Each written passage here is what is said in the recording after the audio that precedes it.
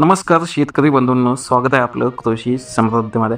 आणि मित्रांनो, कर्जमाफीचं आश्वासन देऊन सत्तेमध्ये आलेलं सरकार जे आहे ते आपल्या शेतकऱ्यांची दिशाभूल करण्याचा प्रयत्न सध्या करीत आहे. कारण की जी कर्जमाफीची घोषणा करण्यात आली होती आणि प्रत्यक्षात जो जी.आर. काढण्यात आलेला आहे तर त्यामध्ये अत्यंत महत्त्वाच्या ज्या जाचक अटी आहेत त्या घातलेल्या आहेत.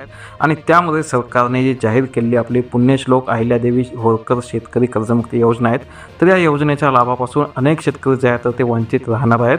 जवळपास निम्म्यापेक्षा जास्त शेतकरी बांधवांना या कर्जांपासून वंचित राहावे लागणार आहे, जे की फक्त अटी शर्ती आणि निकषामध्ये.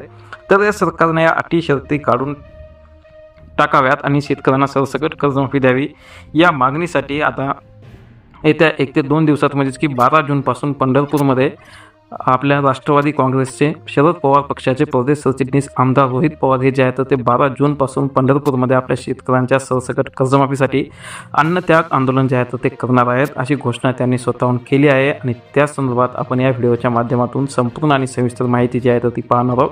परंतु त्या अगोदरचं चॅनलवर नवीन असाल तर ताबडतोब आत्ताच चॅनलला सबस्क्राईब करून सोबतचं बेल आयकॉन दाबायला मात्र अजिबात विसरू नका. ते एक अत्यंत महत्त्वाची अपडेट आहे, कारण की आमदार रोहित पवार यांनी याबाबत समाज माध्यमावर बोलताना एक संदेश प्रसारित केला असून त्यात त्यांनी सांगितलं आहे की सलग 3 ते 4 वर्षापासून मोठ्या आर्थिक संकटात सापडलेल्या आपल्या शेतकरी बांधवांना महायुती सरकारकडून सरसकट कर्जमाफीची अपेक्षा होती. परंतु सरकारने जाहीर केलेल्या कर्जमाफीतील जाचक अटी शर्तींमुळे बहुतांश शेतकरी जे आहेत त्या कर्जमाफीपासून वंचित राहणार आहेत. आणि अगोदरसुद्धा ज्या शेतकऱ्यांना कर्जमाफी मिळालेली आहे त्यांना फक्त 5-50 रुपयांचं गांजर जे आहे ते देण्यात आलेलं आहे. आणि त्यामुळे या सरकारने जे आहे ते नियमित कर्जदार शेतकऱ्यांसाठी सुद्धा भलत्याच अटी शर्ती निकष जे आहेत ते लावले आहेत. आणि त्यामुळे या सर्व अटी शर्ती काढून सरसकट कर्जमाफी द्यावी या मागणीसाठी छत्रपती शिवाजी महाराज आणि पुण्यश्लोक अहिल्यादेवी होळकर यांच्यासह सर्व महामानवांच्या प्रेरणेने विठुरायाच्या पंढरीमध्ये आता 12 जूनपासून बेमुदत अन्नत्याग आंदोलन करणार आहे, अशी घोषणा त्यांनी यावेळी केली आहे. आणि शेतकऱ्यांच्या कर्जमुक्तीसाठीचा हा लढा जो आहे तर तो सर्वांनी शक्य त्या पद्धतीने या लढ्याला सहकार्य करून शेतकऱ्यांचा आवाज बुलंद करावा. आणि या आंदोलनासाठी 1 आठवड्याचा वेळ आहे आणि तोपर्यंत सरकार आपला शेतकरी हिताचा निर्णय घेईल, अशी अपेक्षाही पवार यांनी व्यक्त केली आहे. आणि यावर अतिशय महत्त्वाची अपडेट आपण येणाऱ्या व्हिडिओमध्ये पाहणार आहोत की जी काही निकष आहे तर त्यामध्ये बदल होण्याची सुद्धा शक्यता आहे. आणि ते का होणार आहे तर ते आपण पुढच्या व्हिडिओमध्ये पाहणार आहोत. परंतु आता या निमित्ताने रोहित पवार यांच्या ज्या काही महत्त्वाच्या मागण्या आहेत तर त्या आपण आता इथे पाहणार आहोत. तर एक अतिशय महत्त्वाचं म्हणजे की जी 2019ला कर्जमाफी भेटली होती तर त्या शेतकऱ्यांना फक्त आणि फक्त 50 रुपयांच्या मर्यादेची अट जी आहे ती घालण्यात आली आहे. परंतु ती अट रद्द करून 2019ला कर्जमाफी मिळालेल्या शेतकऱ्यांना सुद्धा सरसकट 2 लाखापर्यंत कर्जमाफी द्यावी, अशी मागणी जी आहे तर ती प्रमुख पहिली मागणी आहे. त्यासोबत दुसरी महत्त्वाची मागणी म्हणजे की जे 2 लाखापेक्षा अधिक थकबाकी असलेले शेतकरी आहेत तर त्यांना 2 लाखावरील रक्कम भरल्यानंतरच कर्जमाफी जी आहे तर ती मिळणार आहे.